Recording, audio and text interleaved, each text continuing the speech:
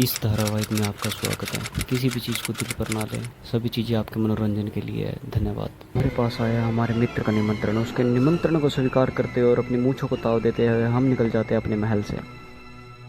महल से निकलते हुए हम ये चश्मा रूपी यंत्र उठा लेते हैं ताकि धूप की किरणों से हमारी आंखों को कुछ भी हानि ना पहुँचे।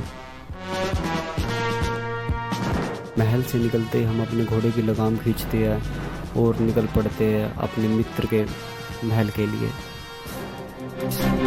हमारे महल से निकलते ही कुछ दूरी पर यह प्राचीन मंदिर है। हम अक्सर यहाँ आया जाया करते हैं।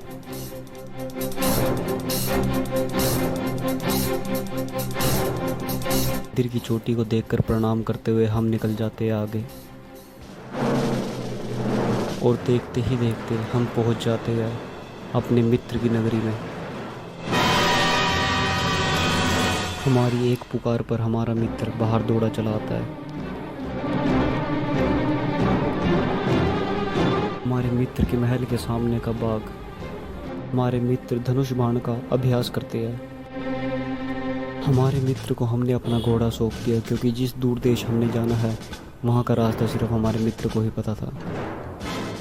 देखते ही देखते कुछ समय बाद हम वहाँ पहुँच जाते हैं जहाँ पर काफ़ी सारे घोड़े मिलते हैं।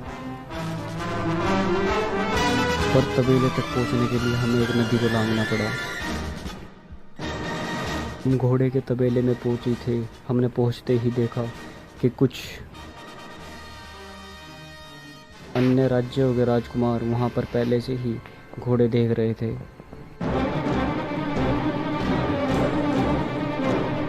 अंदर घुसते ही हमारे मित्र पूरी छानबीन में लग गए और अपने लिए एक मजबूत घोड़ा ढूंढने लगे। घोड़े देखने के बाद आखिरकार हमारे मित्र को एक घोड़ा पसंद आ गया।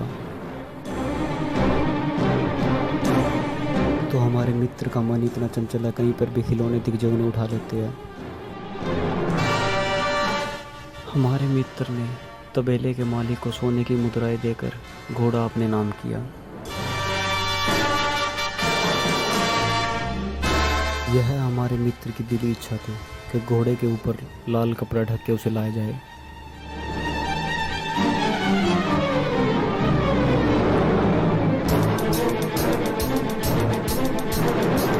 कपड़ा हटाते ही हमें दिखता है एक शानदार घोड़ा।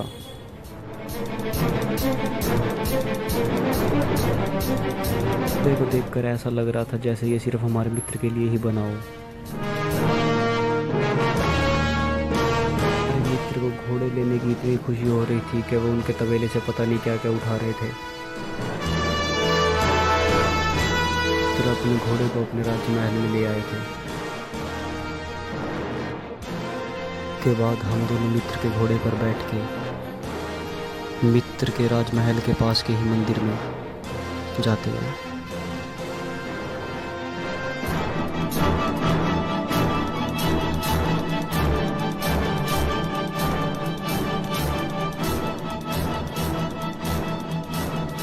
यहाँ पर सर झुकाकर खेड़े महाराज को नमन करते हैं और इसी के साथ साथ इस धारावाहिक का यहीं पर अंत करते हैं।